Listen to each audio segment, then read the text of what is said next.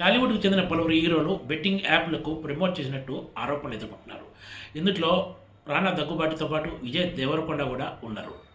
మరో ప్రముఖ నటుడు ప్రకాష్ రాజ్ ఇటీవలే ఈడీ ముందు హాజరై బెట్టింగ్ యాప్స్ ప్రమోషన్‌కు సంబంధించిన కేసులో తన వాదన వినిపించి వచ్చారు. రాబోయే రోజుల్లోగా తానెప్పుడు ఇలాంటి యాప్స్‌కు ప్రచారం చేయనంటూ ఆయన ఈడీ ఎదుట హాజరైన తర్వాత మీడియాకు వెల్లడించారు.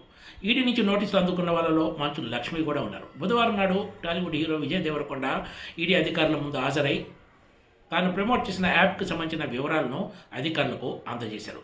తాను ప్రమోట్ చేసింది గేమింగ్ యాప్ తప్ప బెట్టింగ్ యాప్ కాదని విజయ్ దేవరకొండ ఈడీ అధికారుల విచారణ అనంతరం మీడియాతో మాట్లాడుతూ వెల్లడించారు.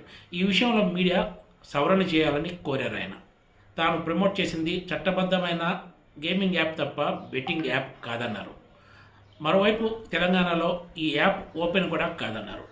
గేమింగ్ యాప్ అయిన A23తో తాను కుదుర్చుకున్న ఒప్పందము, తనకిచ్చిన రెమ్యూనరేషన్ వివరాలు అన్ని ఈడీ అధికారులకు సమర్పించినట్లు చెప్పారు ఆయన. దీంతో కథ సమాప్తం అంటూ ఇక ఇందులో ఎలాంటి కేసు లేదనే సంకేతాలు ఇచ్చారు విజయ్ దేవరకొండ. యాప్స్లో 2 రకాలు ఉన్నాయని, ఇందులో ఒకటి బెట్టింగ్ యాప్ అయితే మరొకటి గేమింగ్ యాప్ అన్నారు. గేమింగ్ యాప్ చట్టబద్ధంగా జీఎస్టీతో పాటు ఇతర పనులన్నీ చెల్లించి అధికారికంగా నిర్వహించేవని వివరణ ఇచ్చారు విజయ్ దేవరకొండ. దేశంలో గేమింగ్ యాప్స్ ఐపీఎల్తో పాటు కబడ్డీ, వాలీబాల్ వంటి గేమ్స్కు స్పాన్సరర్స్గా కూడా వ్యవహరిస్తున్నారన్నారు. బెట్టింగ్ యాప్స్ విషయంలో తన పేరు వచ్చింది కాబట్టే ఈడీ అధికారులు తనను విచారణకు పిలిచారని, అధికారులు అడిగిన సమాచారం అంతా తాను వాళ్లకు అందజేసినట్లు తెలిపారు.